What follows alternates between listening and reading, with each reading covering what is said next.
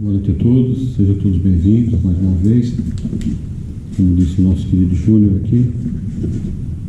A mensagem de hoje do livro Fonte Viva, psicografado por nosso saudoso Chico Xavier, editado pelo Sr. Antônio Emmanuel, é o capítulo 46, que tem por título Na Cruz. Então é uma mensagem que Emmanuel foi buscar inspiração numa das passagens da vida de Jesus, né, que foi registrado aqui por Mateus, no capítulo 27, versículo 42. É uma passagem um pouco triste, porque ele lembra os padecimentos de Jesus. Mas eu vou pedir licença até para os senhores e senhoras, para mim ler um pouco, para contextualizar a lição, para que fique mais claro para todos, né, para todos nós. Então ele foi buscar nessa passagem registrada por Mateus a citação que diz o seguinte: ele salvou a muitos e a si mesmo não pôde salvar-se. Essa passagem é um dos episódios no final da trajetória de Jesus aqui no planeta, e na verdade é uma sátira, uma ironia que os fariseus estão dizendo, né? Você é o Cristo, salvou a muitos e não pode salvar a si mesmo. Depois tem aquelas falas, né? Desce da cruz, salva a si mesmo. E continuaram, né, com as ironias, os sarcasmos. E Emmanuel vai buscar, né, que sim, ele redimir a muitos. Então ele proporcionou várias curas, vários fenômenos, várias demonstrações da sua grandiosidade, da missão que ele havia sido empenhado. E se nós formos dar uma pesquisada no Antigo Testamento, nós vamos ver inúmeras citações de vários dos profetas com relação a anunciarem a chegada de Jesus. Até aquele episódio das moedas, né? Tanto é que ele foi vendido por Judas, né, por 30 moedas de prata. E isso está registrado também, essa passagem, que aconteceria isso. Mas ninguém, pelo menos instigados, né, insuflados pelos fariseus, pelos doutores da lei, a massa pública acabou não valorizando, não entendendo a proposta de Jesus. E acabou sendo pedindo a sua condenação. Até mesmo o próprio Pilatos, né, ele foi apresentado para Pilatos, que era a autoridade romana, e Pilatos até ofereceu uma troca, né? Que era uma época de festividades, ele ofereceu um prisioneiro para que fosse libertado, né? Então, junto a Jesus, ele ofereceu Barrabás. Falou: quem que vocês, por multidão, quem que vocês querem que eu solte?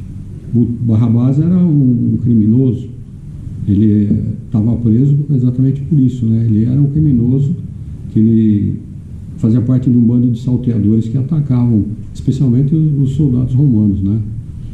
Mas mesmo assim o povo pediu por Barrabás.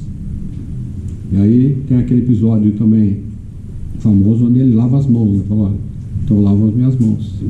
Esse homem é um justo, mas se vocês querem que ele seja sentenciado à morte, a responsabilidade é de vocês. Quer dizer, na cabeça dele, a responsabilidade era dos mandantes. Mas para nós, né, da doutrina espírita, sabe que todos nós temos consequências, né? Todos nós temos uma participação nas atitudes, né? Eu não posso simplesmente me omitir. É muito simples, muito cômodo. Foi o caso de Pilatos. Mas a gente sabe que existem responsabilidades perante a misericórdia divina, né? As leis divinas.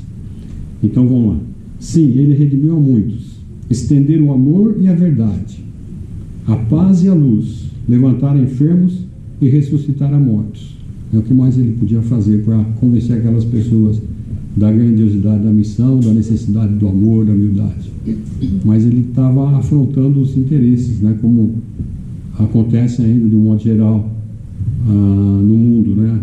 Os interesses materiais muitas vezes prevalecem sobre os interesses morais. Em verdade, para quem se exaltara tanto, aí fala de Jesus, né? Quem atingir o pináculo, sugerindo indiretamente a própria condição de Redentor e Rei, a queda era enorme. Era o príncipe da paz e achava-se vencido pela guerra dos interesses inferiores, né? A hipocrisia, o poder transitório, a ameaça que ele representava para o templo, né? Com as ideias que ele veio trazer de mudança, de transformação, de renovação de costumes e de interesses, obviamente, né? Era o Salvador e não se salvara. Era o justo e padecia suprema injustiça. Então, todas as situações, ele era justo e foi injustiçado. Era o Salvador que salvou as pessoas e ele mesmo não pôde se salvar. Não se salvara. O Jesus jazia flagelado e vencido. Essa é a visão que ficou para nós naquele episódio, né? Para o consenso humano era extrema perda, quer dizer, ele foi sentenciado à morte, é a perda total, né? Nem a própria vida ele tinha o direito de deter, né? Caíra todavia na cruz, sangrando, mas de pé. Aí já ele mostra a questão da realeza de Jesus, né? Supliciado, mas de braços abertos, relegado ao sofrimento, mas suspenso da terra, rodeado de ódio e sarcasmo, mas de coração e estado de amor. Essa condição do amor de Jesus é algo assim divino, pela própria condição de elevação do Espírito, né? Então, se a gente voltar naquela tecla que dentro da doutrina a gente aprende, dentro da doutrina espírita, Jesus é o nosso governador planetário. O que significa isso para nós? Ele é o responsável pelo planeta Terra desde a sua formação. Então imaginemos que o planeta Terra tem quanto? 4 bilhões de anos? Há 4 bilhões de anos ele já era um espírito praticamente perfeito, né? Já detinha os conhecimentos científicos, morais, enfim, tudo que era necessário para criar e formar um orbe para que espíritos pudessem evoluir. Então, há 4 milhões de anos atrás ele já tinha essa condição. E, no entanto, ele se deixou crucificar para deixar um exemplo para nós que a verdadeira vida não é essa vida transitória que nós vivemos aqui na matéria. E esse legado, por muito tempo, foi esquecido, ou de certa forma foi ocultado, porque, como aconteceu com Jesus, né? Os interesses materiais predominaram sobre os interesses morais. Então, muito do que Jesus disse acabou sendo distorcido. Ele foi, vamos dizer assim, apropriado e, de certa forma, ele foi, ao longo do tempo, sofrendo modificações.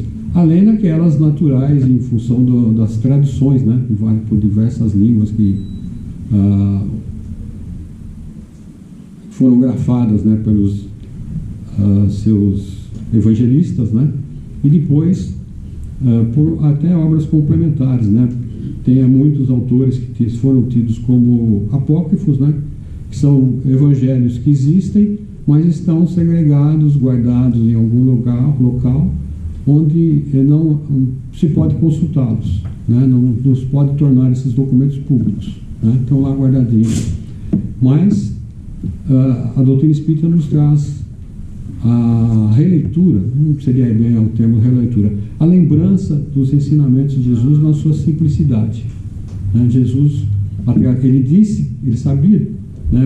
Imaginemos um espírito perfeito, né? Com conhecimento tanto psicológico como científico acerca das situações.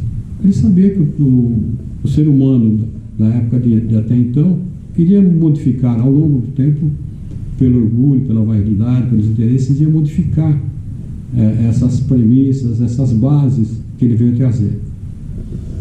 E ele disse que ele enviaria o Consolador prometido, né? E a doutrina dos Espíritos veio resgatar essa revelação trazida por Jesus. Então, né, nós tivemos Moisés, Jesus, que foi até trazido, ou de certa forma ficou na cultura do povo judeu que haveria um Messias que viria resgatar, né, a condição espiritual. E ele trouxe essa reforma. E Kardec veio complementar esse trabalho. Um trabalho maravilhoso, né, que em poucos anos ele conseguiu codificar a doutrina sem os recursos que nós temos hoje, né, da tecnologia, das facilidades de comunicação. Ele conseguiu fazer esse tratado que nós temos aí, a obra do Consolador Prometido. O Evangelho, que a gente usa aqui nas quintas-feiras, é um dos livros. Temos o livro dos Espíritos, o livro dos Médiuns, o livro da Gênese, que fala sobre a criação de um modo geral, que no Antigo Testamento existe a Gênese também. Mas aqui de uma maneira mais atual, em função até da nossa capacidade intelectual que mudou, né? Se a gente for considerar 2000 anos, o ser humano evoluiu bastante, né? Nós caminhamos bastante em termos de entendimento também. Então, obviamente que essas informações hoje estão muito mais claras. Então é muito mais fácil acreditar na vida futura hoje do que antigamente. Então hoje existem muitos questionamentos, mesmo porque não é exclusividade da doutrina espírita essa questão das vidas sucessivas, né? Existem doutrinas, seitas, religiões orientais que tratam desse tema. Embora existam algumas discrepâncias ou algumas diferenças de interpretação, mas todos acreditam que existe uma vida após a morte. E isso é o que é importante. E essa foi a proposta de Jesus, para nós não nos apegarmos tanto aos bens terrenos, passarmos por cima das pessoas, para podermos, por alguns anos, algumas décadas, determos as possibilidades materiais, né? Vou dar uma acelerada aqui e vou para as conclusões da mensagem, que o tempo já está se esgotando, né? Então, convertia-se a derrota escura em vitória resplandecente. Cobria-se o lenho afrontoso, né, a cruz, de claridades celestiais para a terra inteira. Assim também ocorre no círculo de nossas vidas. Aí o Emmanuel traz isso para nós, né? Nós entendemos todo aquele sacrifício, todo aquele sofrimento de Jesus, e o que ele pede para nós aqui é a questão do sacrifício em função de abrir mão de determinadas coisas em favor do bem maior, do bem comum. Então, não tropeces, assim também ocorre no círculo de nossas vidas. Não tropeces no fácil triunfo ou na auréola barata dos crucificadores. Toda vez que as circunstâncias te compelirem a modificar o roteiro da própria vida, prefere o sacrifício de ti mesmo, transformando a tua dor em auxílio para muitos, em favor de semelhantes,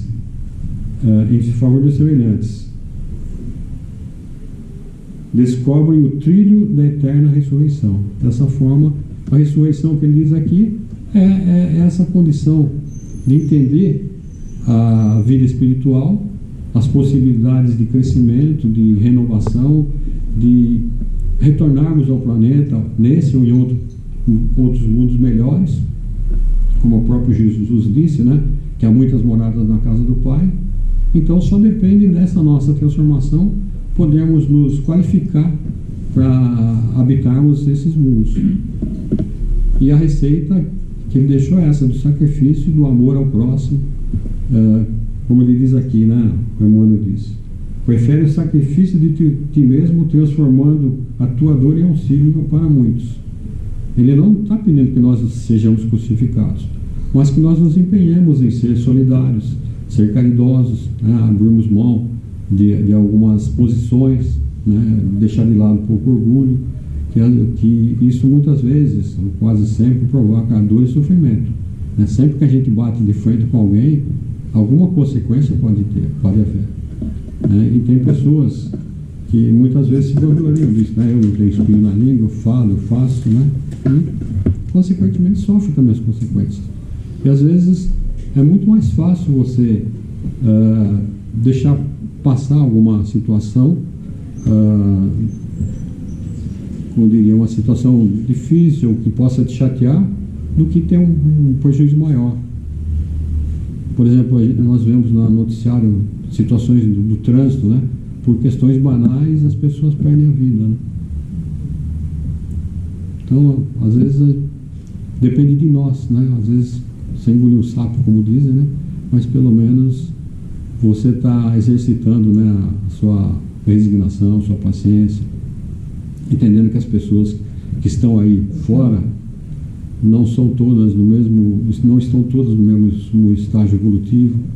Então existem marginais, existem pessoas boas, existem pessoas psiquiatricamente desequilibradas, né? E a gente está esbarrando com essas pessoas. Então todo cuidado é pouco.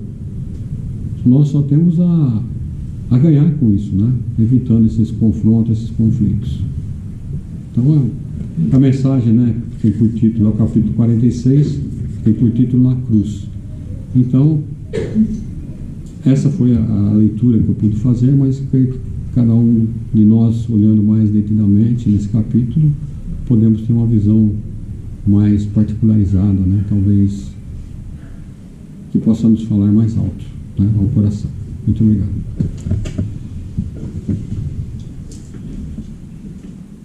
E assim vamos, mais uma vez, nos elevando a Deus, a Jesus, agradecendo pelo dom da vida, pela oportunidade de estarmos aqui reunidos sob a égide de Jesus, buscando entender as suas mensagens, a sua proposta de amor, a sua proposta de crescimento, através das vidas sucessivas, que possamos deixar de lado tudo aquilo que realmente não é importante para a nossa trajetória espiritual, que possamos trabalhar, estudar, nos qualificar para habitarmos mundos onde há paz, onde há justiça, onde há misericórdia, o perdão, onde a verdade se façam presentes. E com esse sentimento de busca interior, vamos abrindo nosso coração, pedindo que através do passe coletivo, preparatório para adentrarmos a Câmara de Passe, possamos ir nos colocando em situação de recepção dessas energias salutares, que toda dor, sofrimento, tudo aquilo que nos desestabiliza no campo emocional, possa ir sendo diluído, possa sendo de alguma forma esquecido, amainado, e que a luz do entendimento e a paz, a misericórdia de Jesus possam nos alcançar nas fibras mais íntimas do nosso corpo e do nosso espírito, irradiando uma vibração de amor a todos os nossos semelhantes, a todo o planeta, especialmente ao nosso país, para que os governantes, dirigentes, políticos, enfim, todos aqueles que detêm em suas mãos as possibilidades do poder, da justiça, possam se fazer misericordiosos, possam volver seus olhos para todos aqueles que sofrem. E com a prece que Jesus nos ensinou, pedimos licença para encerrarmos humildemente essa humilde palestra, pedindo ainda a fluidificação da água nos copos lá na entrada da nossa casa, que nessa água possa ser contido mais alguns elementos sutis e tão indispensáveis à nossa harmonia física e espiritual. E assim dizemos: Pai nosso que estais nos céus, santificado seja o vosso nome, venha a nós o vosso reino e seja feita a vossa vontade, assim na terra como no céu. O pão nosso de cada dia nos dai hoje. Perdoai as nossas dívidas, assim como nós perdoamos aos nossos devedores. E não nos deixeis cairmos em tentações, mas livrai-nos do mal. Que assim seja, com as bênçãos e a graça de Deus. Graças a Deus.